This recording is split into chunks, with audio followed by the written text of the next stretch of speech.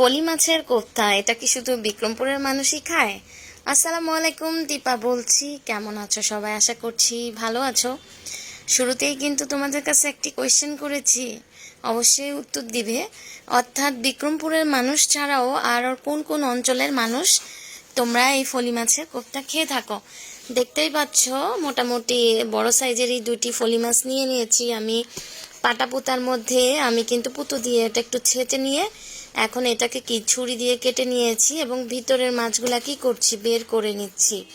দেখতেই পাচ্ছ কাজটা কিন্তু খুব সাবধানে করতে হবে, কারণ মাছের ভিতরে যে কাঁটা আছে, যদি তাড়াহুড়ো করো তাহলে কিন্তু কাঁটা যে তোমার হাতে ফুটবে। তো আমি একটা স্পুন নিয়ে নিয়েছি, সেটা দিয়ে কি করছি মাছের ভিতরের যে বাকি মাংসটুকু আছড়িয়ে নিচ্ছি। এটা কিন্তু খুবই সুবিধাজনক, যারা জানো না তাদের জন্যই। তো সবগুলো বের করে নেওয়ার পরে এখন আমি চলে এসেছি কোফতাটা রেডি করতে।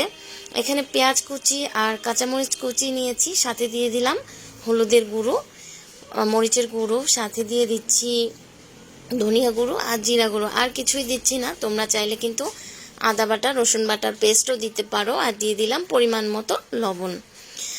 তো এটা ভালোভাবে আমি কি করছি মথে নিচ্ছি। আর সাথে পাশে দেখতে পাচ্ছ কি যে ফলি মাছের ভিতর থেকে যে আমি শুধু মাংসটা বের করে নিয়েছি কাটা ছাড়া, সেই মাংসটা অর্ধেকটা পেঁয়াজের সাথে আমি মেখে নিব, আর বাকি অর্ধেকটা মাছ থেকে যে কাটাকুটা বের হয়েছে সেটার সাথে মেখে নিব। এই যে, তো আমি প্রথমে মাংসটা মেখে নিচ্ছি। দেখো আমার কিন্তু হাতে ফোটার চিন্তা নাই, কারণ আমি সব কাটা বেছে নিয়েছি, আর কোনো কাটা অবশিষ্ট নেই।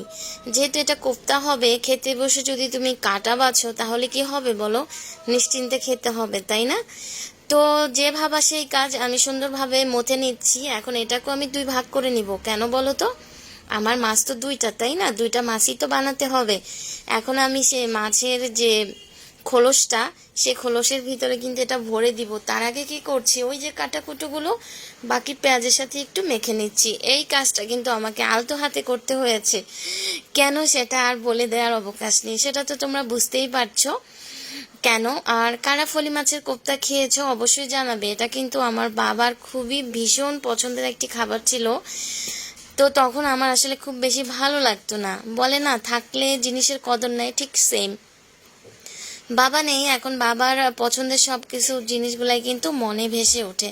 তো মাছটার খোলসের ভিতরে আমি কি দিয়ে দিচ্ছি, সেই ম্যারিনেট করা মাছের মাংসটুকু দিয়ে দিচ্ছি ভালোভাবে, এবং মাছটা আমি আবার সুন্দর করে করে নিব। দেখো এখনই দেখতে পাবে মাছটা আবার আমি এই যে করে নিচ্ছি।